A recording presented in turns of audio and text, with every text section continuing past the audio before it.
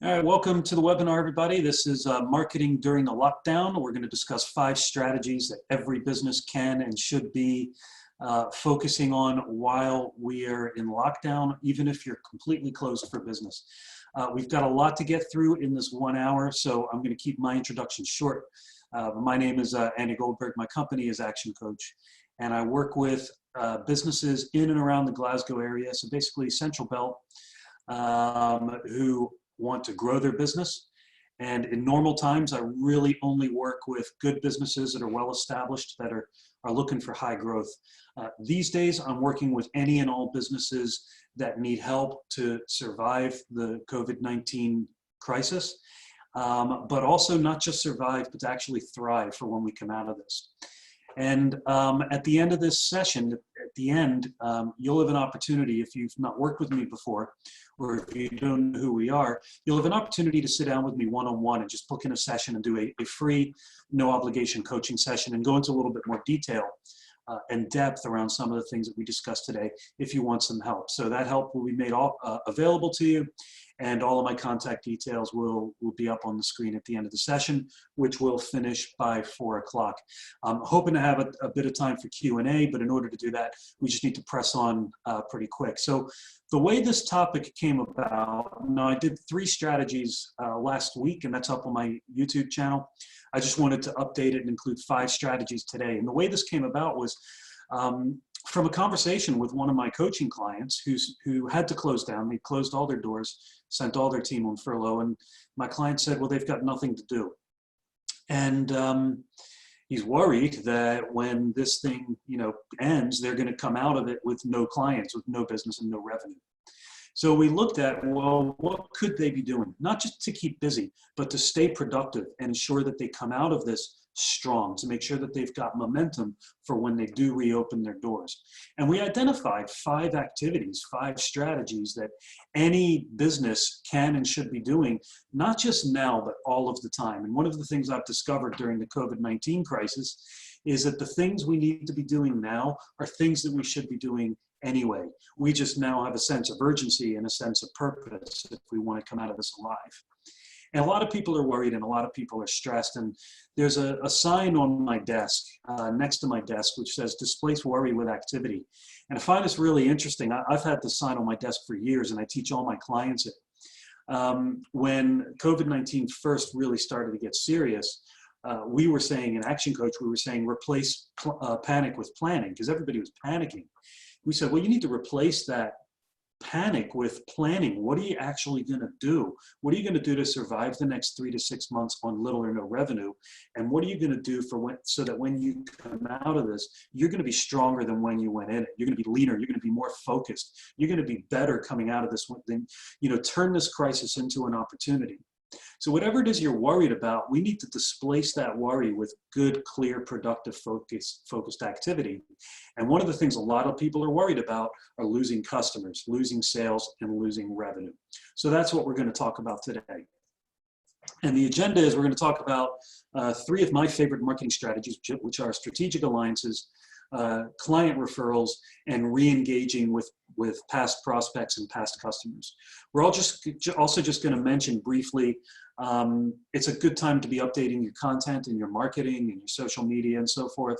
And it's a good time to be looking at diversifying what other products, what other markets and so forth. So we'll touch on those a little bit at the end, have a little bit of Q&A, and then wrap up.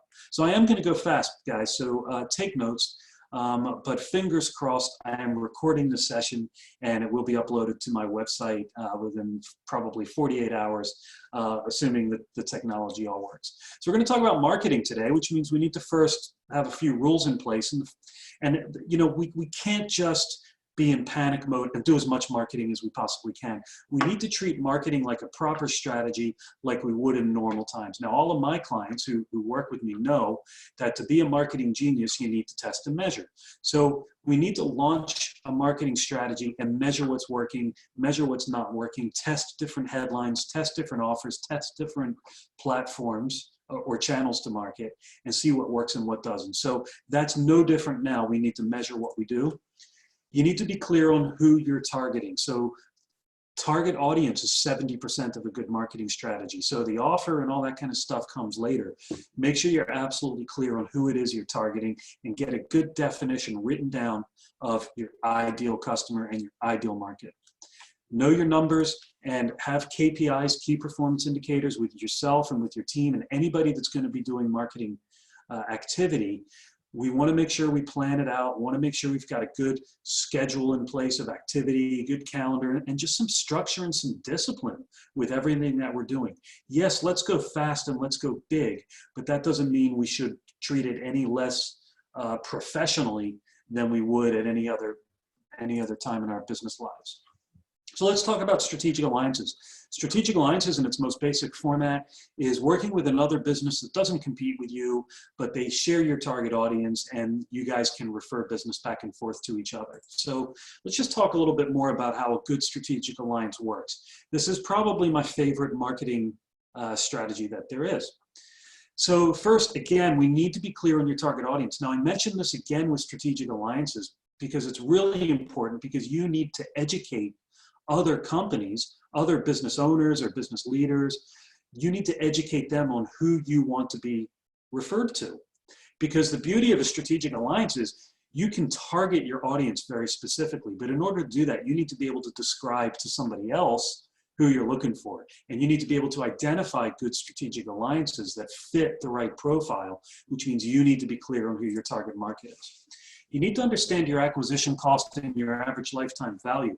And these are two numbers that are actually imperative for understanding in any marketing strategy, not just strategic alliances. So let's just take a quick look as to how this works. I teach this in more detail in my financials workshop, but the first is customer acquisition cost.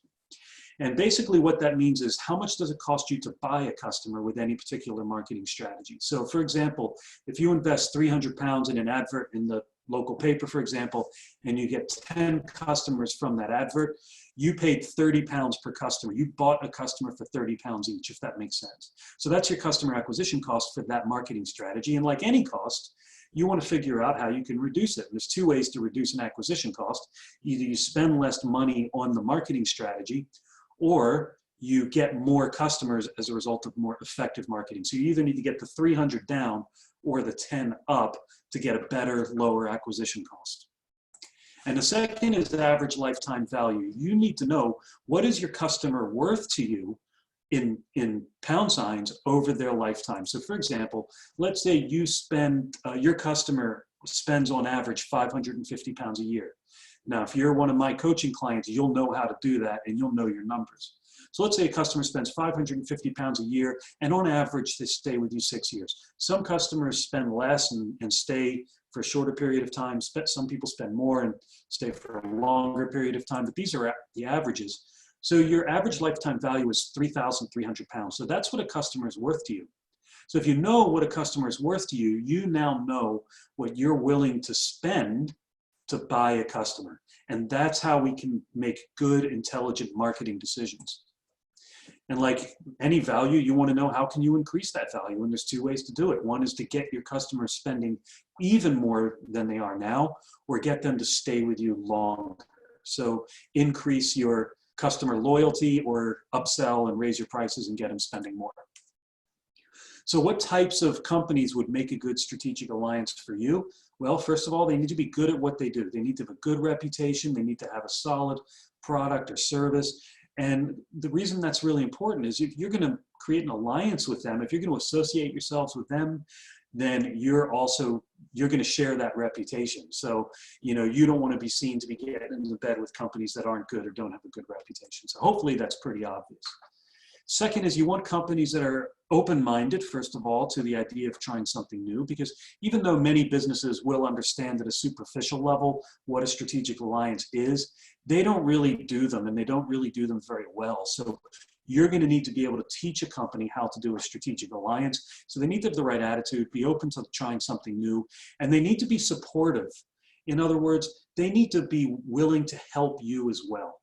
Okay, so we can't just both come to a strategic alliance table wanting to get. We need to be helpful and supportive and be willing to work together in the spirit of cooperation.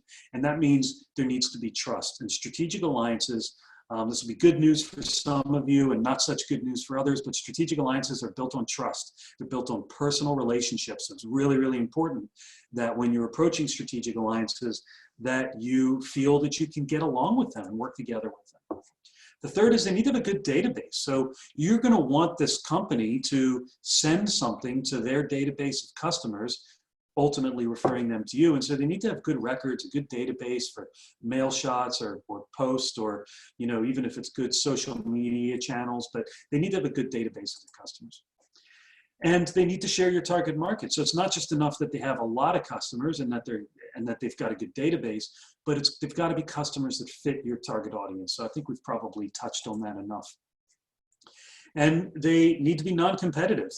The strategic alliance shouldn't be competing with you, because if they did what you did, then they wouldn't refer to you. They would just do the business themselves. Having said that, there could be some competitive overlap between you and a strategic alliance. That's absolutely fine. You can work in what we call co-opetition. You're in competition with each other, but you can cooperate in some ways where you can refer business to each other in some areas, but not in others. And they may or may not be aligned with your industry. So what that means is you need to look for businesses that probably are selling to customers around the same time that you are. So a great question to ask is, what are people buying just before or just after they bought from you? Okay, so when they're buying your products, what else are they likely to also be buying? And then identify what are the types of companies that are selling those products and services, so that you can approach them and go, hey, look, we have the same customers around the same time. Let's be sharing business. Or you can ask what products or services would add value to other companies, or what products and services would add value to your company around the same time. So we can look for opportunities to upsell or do add-on products and services to other people's customers and other people's purchases. But it doesn't need to be aligned with your industry. A strategic alliance really just needs to share your target market. So for example, strategic alliances that align with me would be business bank managers and accountants, because they're having conversations with their clients around money and around growth. And so there's a nice alignment there. But an office supply company may also have customers that fit my target market, but an office supply company doesn't align with what I do. They're totally different markets, but it's the same target audience. It's the same types of customers. So there's a potential for a strategic alliance with any of those types of businesses. And you need to decide, what are you going to be offering the strategic alliance's customers? You can't just go to a strategic alliance and say, hey, you know, introduce your customers to me, please. You need to say, hey, look, I've got something of value. I've got an offer, something exclusive, a promotion. There's a way I can add value to your customers and a way I can help your customers. And you need to be looking at, how can I help the strategic alliance themselves? How can I add value to them? How am I going to be helping them help their customers? Or what can I offer them in terms of a reward or an incentive or a commission or a kickback? You know, it could just be a financial arrangement. There's different ways to do strategic alliances. And if you want to find out more about that, just get in touch with me or have a Zoom call with me. I've got an ebook, a PDF file on how to do a good strategic alliance. There's different ways to do them. One is just a straight up referral system. Hey, you refer business to me and I'll refer business to you. It's very simple. It's very easy to implement. It's very easy to understand. There is a downside to doing a straight up referral system, and that is, unless the relationship between you and the other strategic alliance is really built on trust, there can be a risk that one of you gets grumpy and angry because the other one's you're referring more business to the other company than they're referring to you. And it gets a little bit lopsided, and that shouldn't happen, because one of you is always going to be referring to the other. It's never going to be equal footing. But if I refer 100 people to you and you refer 10 to me, I'm going to be happy as can be because I got 10. Doesn't matter if I sent you 100 or 1,000. It's never going to be equal. So as long as you have that understanding, it could be a good partnership. Just an add-on or cross-selling type strategic alliance. So, hey, you sell widgets, I sell widget covers. Why don't you offer my widget covers every time you sell a widget? Or, hey, you sell widgets and I sell gadgets. So your customers may also need gadgets while they're buying widgets. How can we work together to refer each other at the same time that we're making a sale? And the third type of strategic alliance is host-beneficiary relationships, which I don't really have time on this call to go in great detail, but it's probably my favorite type of a strategic alliance. And I do have an ebook that you can read, a simple PDF that you can download on how to do a host-beneficiary. But the way it basically works is you bring something to the host, which is the other strategic alliance, that has value. It's like a gift. And the host gives that gift to their customers and just says, hey, here's a gift from me to you. I paid for it, I bought it, I organized it. Thanks very much for being a great customer. And what the gift is, it's something that you're actually providing. So what happens is you get target market customers coming to your door with a gift from the other company saying, hey, I'm supposed to, come to you to get this gift. And you go, oh yeah, that's right. Fred said you, he's a great guy, and here's your gift. Thanks very much. And so you need to still come up with something that has a high perceived value to your target audience, but it may not cost much. Come see me. I can talk to you in detail about how to implement the host beneficiary. And how do you approach strategic alliances? So these are great strategies, guys, and they'll work with any business in any industry, but not everybody understands that, and not everybody comes at this idea from a position of trust. So when you're targeting strategic alliances, you need to approach them with a soft touch and really just to look for ways that you can build a relationship and add value to them. Because if you approach a strategic alliance and say, hey, can you refer business to me and I'll give you a commission? The other company's going to go, well, I don't know you. I don't trust you. I may not even like you. So you need to call up strategic alliances with a bit of a script and say, hey, look, we're in lockdown right now, or times are tight. We're looking for ways to be productive, and we thought you might be too. Let's have a conversation. And then you bring some questions to the meeting and say, what are your challenges right now? What are your customers' challenges right now? How are you helping your customers through those challenges? What value do you see in us working together? How do you see us moving forward? So make sure you always have some next steps. So strategic alliance meetings come with a warning, and that is, make sure that you're not just having coffee. Make sure that there are some actions that come out of the end of every meeting. And I would really strongly encourage you to schedule a follow-up meeting before you finish the current meeting. So you say to the other strategic alliance, hey, listen, I know you're busy and I'm busy, or maybe not in this day and age, but let's go ahead and schedule a meeting for 2 weeks from now. And at that meeting, let's both bring some ideas for how we can work together moving forward. You always want that next meeting in the calendar, because otherwise these things are going to fizzle out. Okay, you're going to say, yeah, this is great. There's a great fit here. Let's definitely do something. Yeah. And then you hang up the phone, and then it just dies a death. So you want to make sure these are moving forward, and be persistent, please. For me, it's probably maybe 1 in 10 strategic alliances I talk to actually turn into anything down the road. So you need to be okay with the fact that not every strategic alliance is going to come along with you. And you need to be okay with the fact that you may not get business right away. It might be a medium-term strategy, but it could be very, very beneficial for when we start to come out of the COVID-19 restrictions. The second, just going to take a drink. Second strategy is customer referrals. Again, this is one of my favorite marketing strategies. And basically what it means is getting your customers to refer business to you. And why is that such a good strategy? Well, a couple of things. One is it's free or nearly free.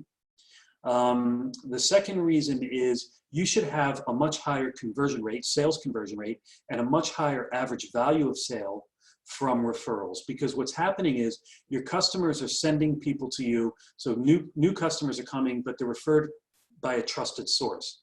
Because your current customers are saying, yeah, go and see Andy, he's great, he's going to look after you. So customers are already coming from, there's already trust in place, which is one of the hardest things to build up in a sales process. So they already kind of know you almost. And they're generally coming to you ready to buy. So you should have a pretty easy, or at least an easier sales process, or more effective sales processes for referrals. Now, customer referrals come with a disclaimer. And what that means is any strategy that I'm about to share with you for customer referrals, no strategy is going to work if you don't have strong relationships with your customers and if you're not providing excellent customer service. So we need to make sure that our relationship bank account has plenty of money in it. Okay, so a relationship with a customer, it's just like opening up a bank account. When you start a new account, before you can make withdrawals, you need to make deposits. So you need to make sure you're looking after your customers, you're building up those relationships, you're following up with them. You've got to be providing raving fan service if you want raving fans that are going to do your selling for you and send other people your way. So before you start making withdrawals from the bank account, like asking for referrals, make sure you're making deposits so that your customers are willing and in fact delighted to send customers your way. So what are some of the referral strategies? I'm going to rattle these through quickly because I want to get to some other things as well. First is just to educate your customers on why it's good for them to give you referrals. Teach them why it's a good idea, you know, and you can say to them, look, when we're a referral-driven business, and we're a referral-driven business because what that means is we don't need to spend a lot of money on marketing, and that helps us manage our costs or our prices with you. Also, if you refer business to us, it means that we can become a stronger and healthier company and be around a long time because we want more customers like you that stay with us a long time and value what we do, and then they'll refer business to us. And all of these things are win-win situations, so we can be around a long time and stay competitive and continue to provide you excellent, consistent service without having to worry about doing a whole lot of marketing or dealing with customers that we don't want to deal with.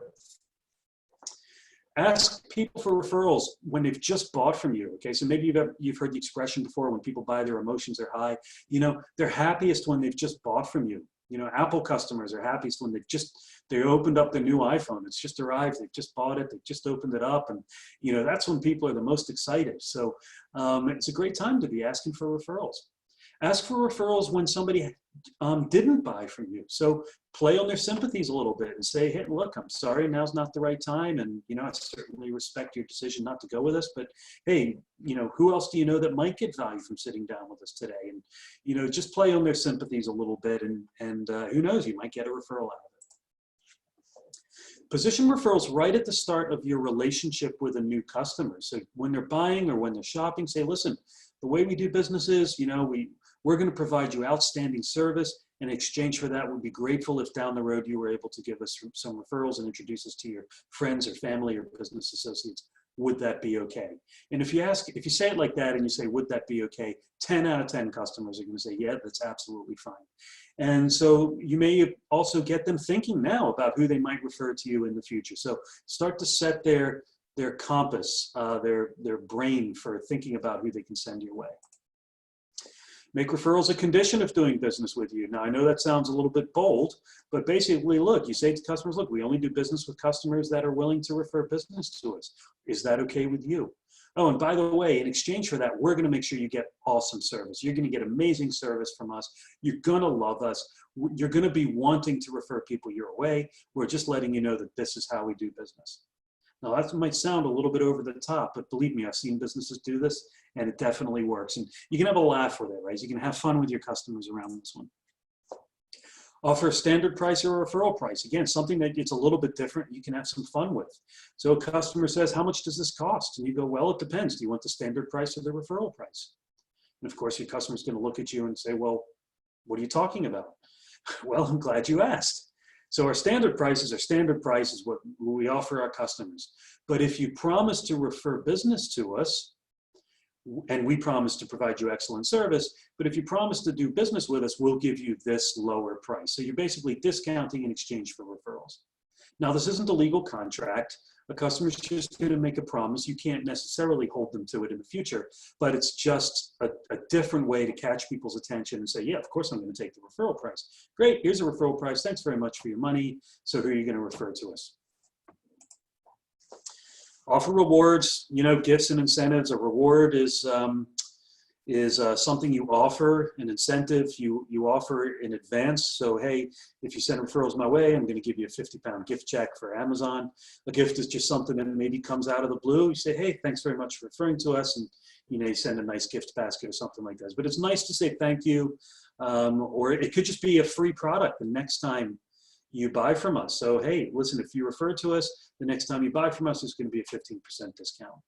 If you're a restaurant, it could be, hey, if you refer customers to us, the next time you come in, dinner is going to be on me.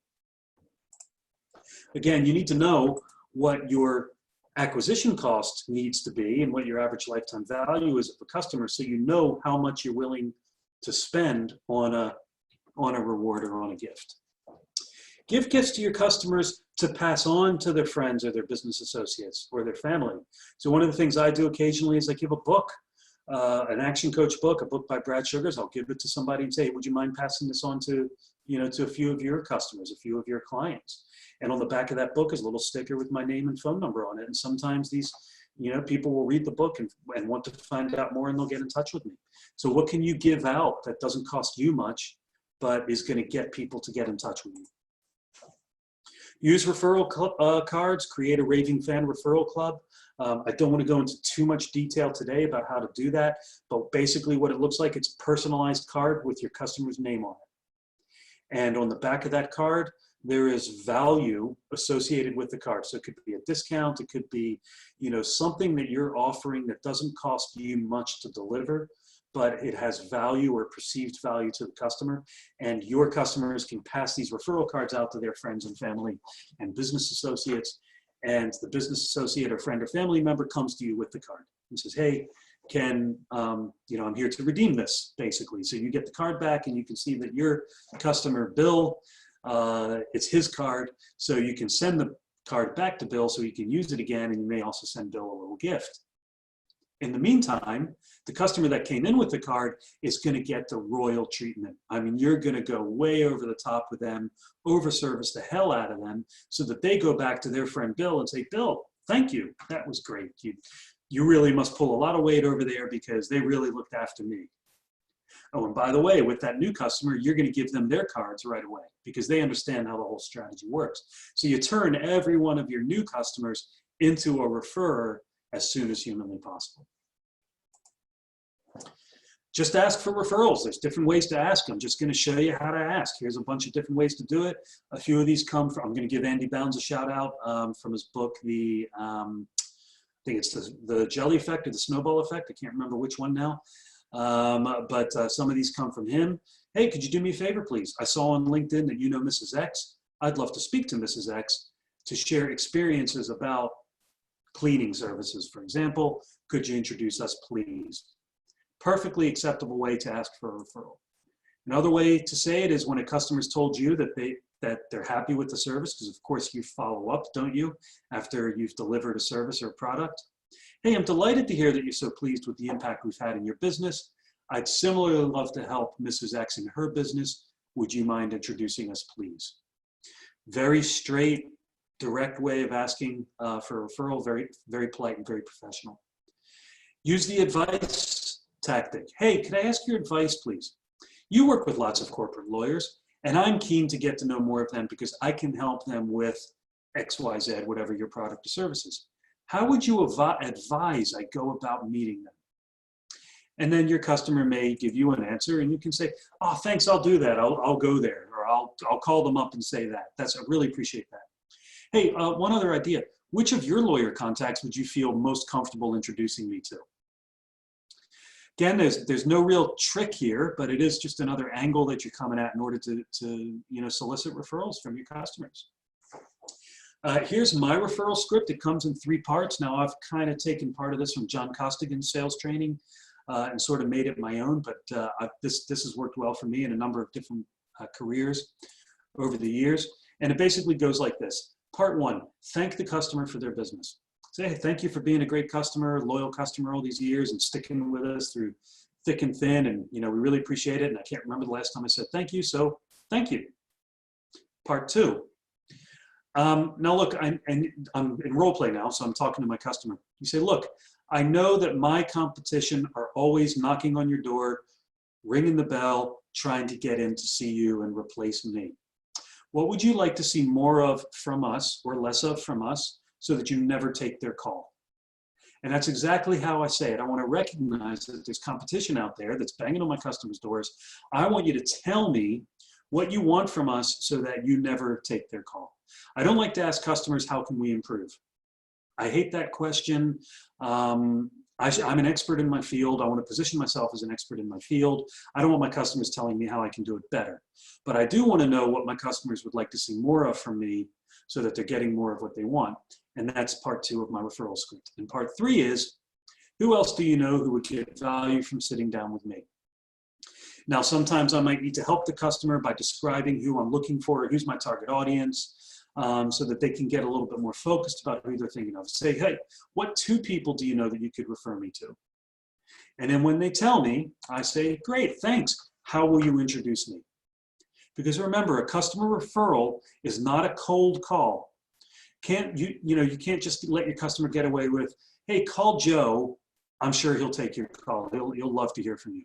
Because what's going to happen? You know what's going to happen is I'm going to call Joe and I'm going to say, hey, Joe, Bill said I could give you a call. Do you mind if we have a chat? And Joe's going to go, no, I don't need your services. And then he's going to call Bill and say, Bill, what the hell were you doing giving this guy my number? A referral is a warm introduction. The person should be anticipating your call. So can't remember the names now. I want Bill to tell me how he's going to introduce me to Joe. Does that make sense? Or I want him to arrange an introduction or arrange a lunch for the three of us. I got Bill here, my loyal customer. I got Joe, my new prospect, and me, and Bill's buttering me up and telling Joe how great I am. I hope I got those names right. Third strategy is re-engaging with past prospects and past customers. Again, this is something we should always be doing anyway. I like this strategy because repeat customers are 5 times more profitable and easier to win than getting new customers on board. So we should be doing everything we can to get our past customers back, right? It's much more profitable. In fact, a customer is not profitable at all until they've bought from you at least twice. You need to remember that past customers may have left you. They may have gone to your competition, but they may not be happy with your competition.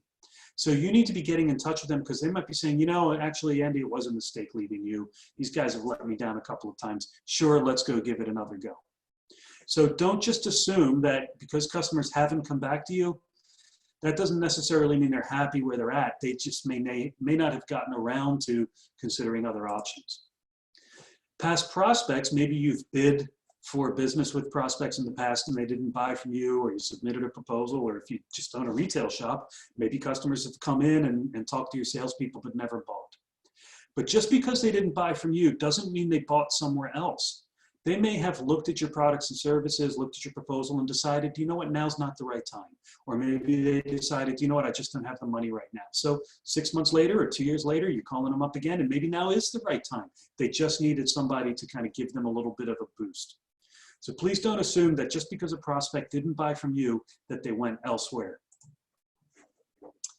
I like bringing back past customers and even past prospects because the hardest part of the sales process has already been taken care of, and that's building trust at the start. So past customers, past prospects, they already know you. Okay, you've already built a little bit of a relationship, hopefully. Hopefully it's been a good relationship. So that part is done. You just need to find out now whether they are still in the market for your products and services.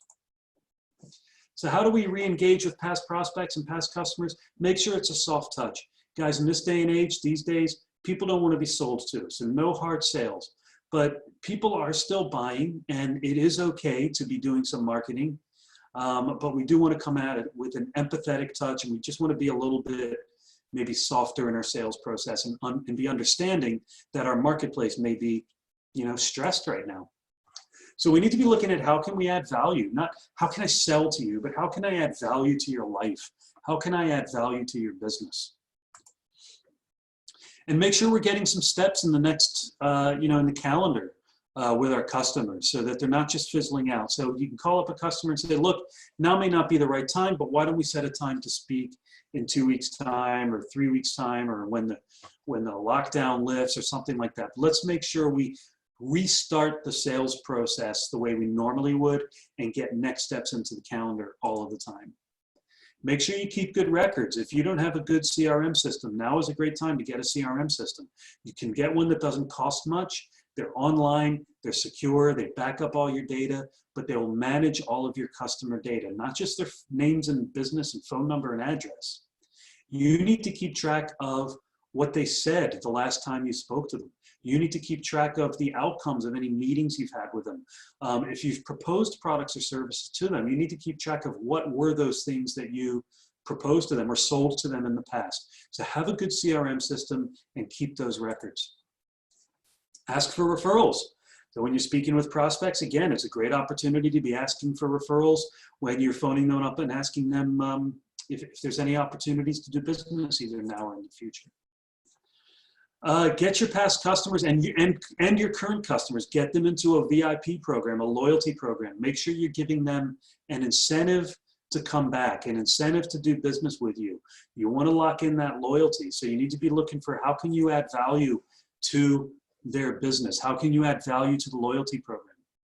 And it's a great way, a loyalty program is a great way to involve other strategic alliances. So you go to another strategic alliance and you say, hey, look, every single one of my customers gets a loyalty pack. They join a VIP program, they get a loyalty pack.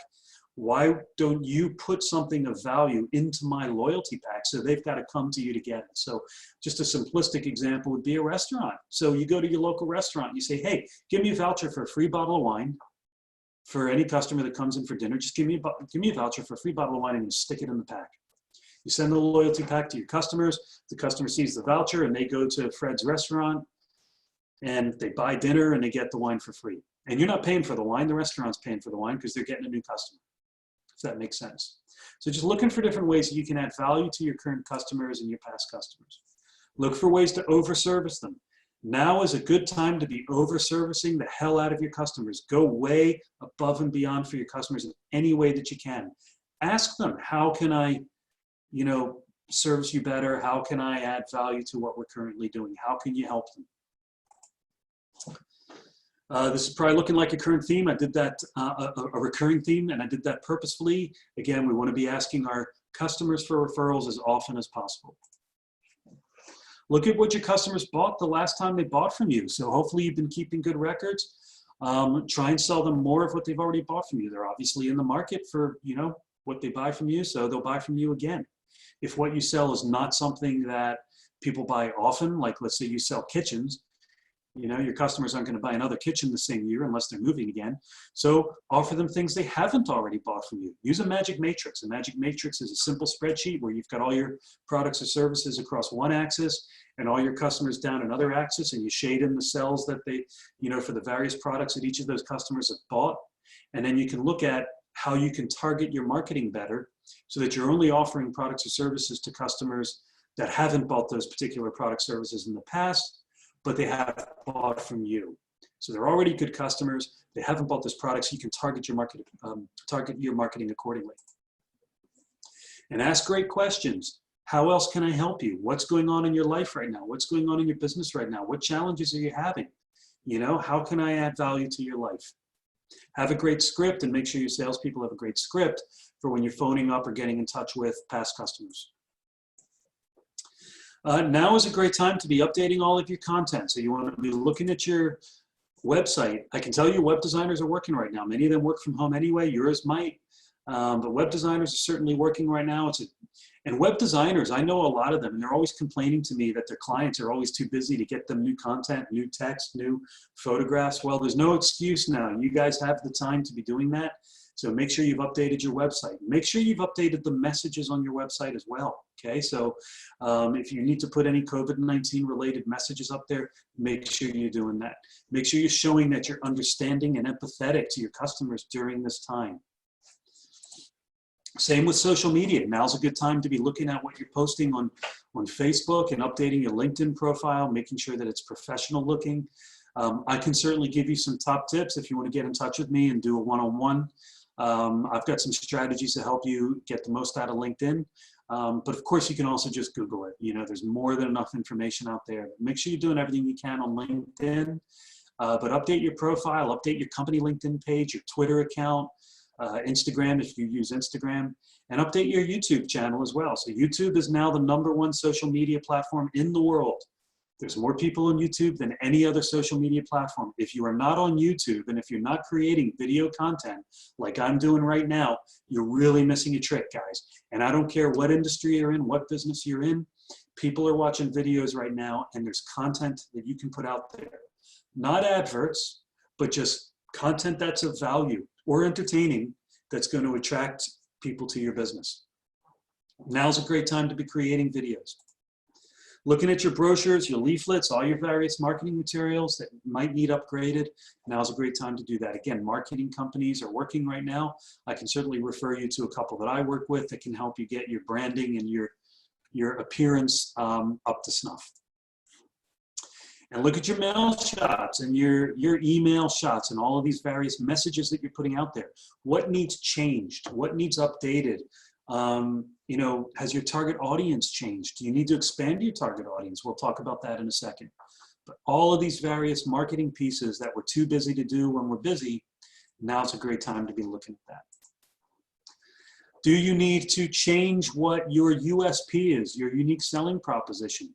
How you're presenting yourself to your market? Do you need to change your market? Have you tapped out your target audience? Are you in a congested marketplace? Do you need to look at who else you can be going after?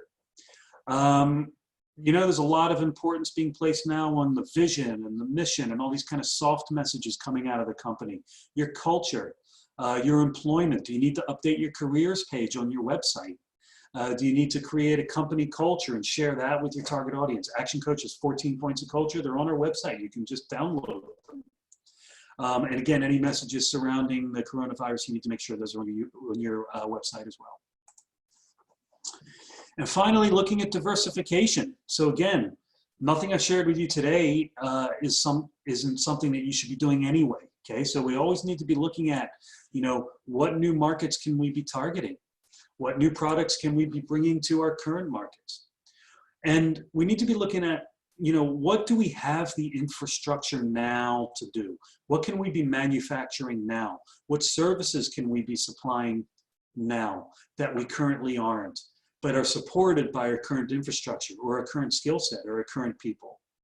Of course, you need to be looking at products and markets with a different infrastructure. Maybe you need to be looking at, well, what do we need to build or what do we need to change in the way we operate so that we can offer new products or services?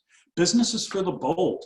You know, we need to be looking at ways that we can change up what we're doing and adapt, even if that means changing the internal structure of our business.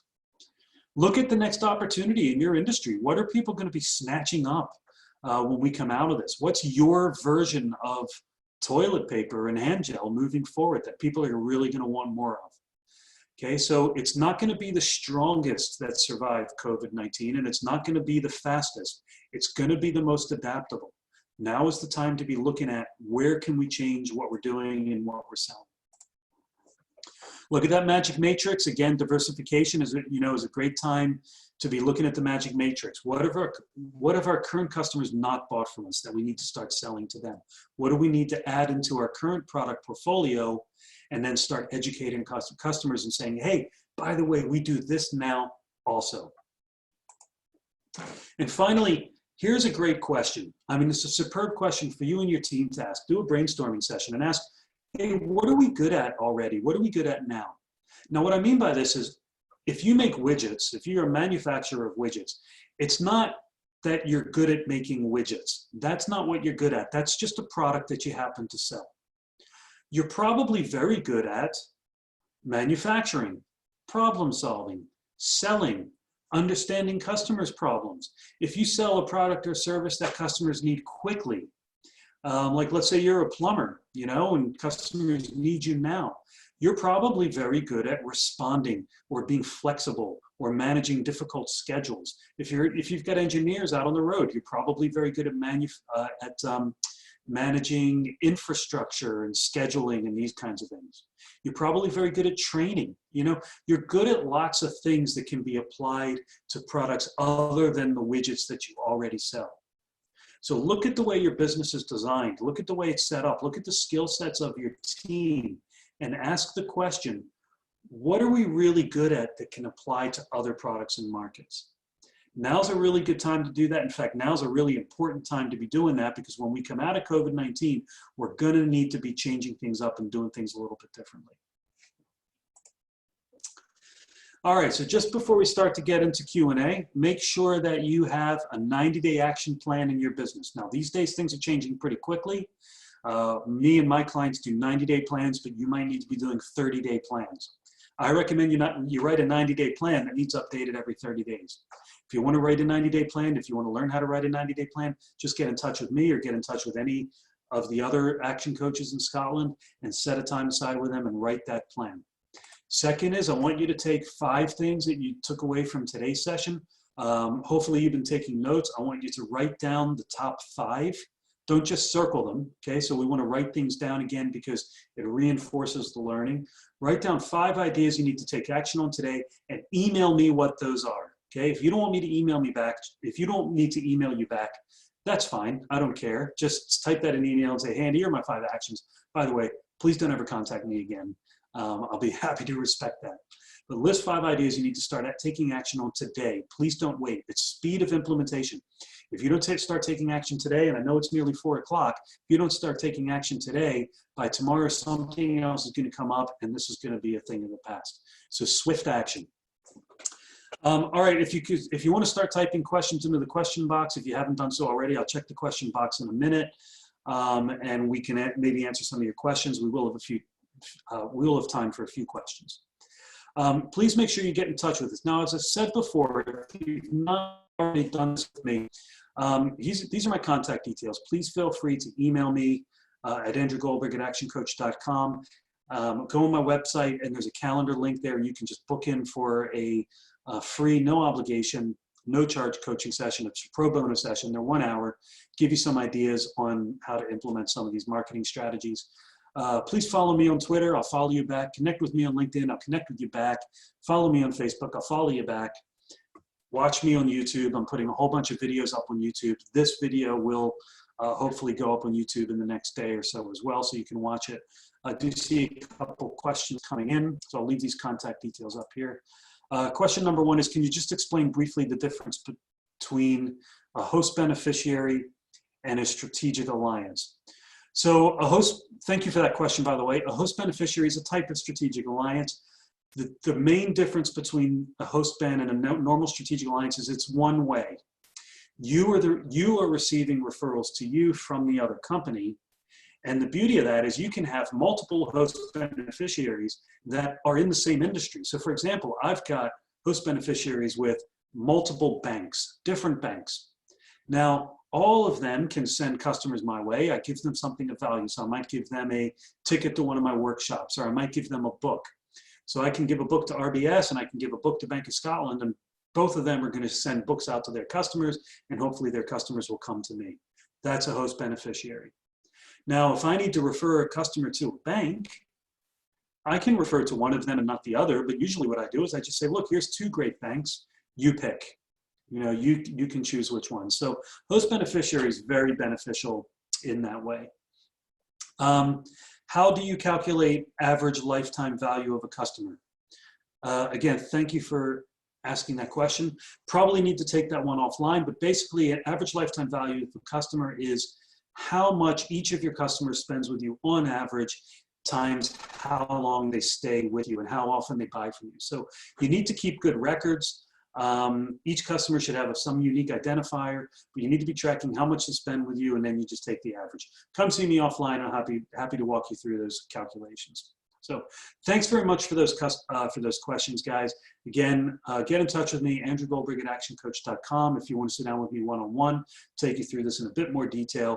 Really appreciate you coming on the call, and I look forward to hearing what your top 5 takeaways were from today that you're going to implement in your business.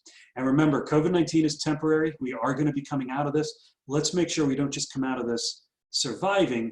Let's make sure that we're thriving. Thanks again, guys. The recording will be up on my YouTube channel in a couple of days. Take care. Have a great rest of the day, and bye-bye.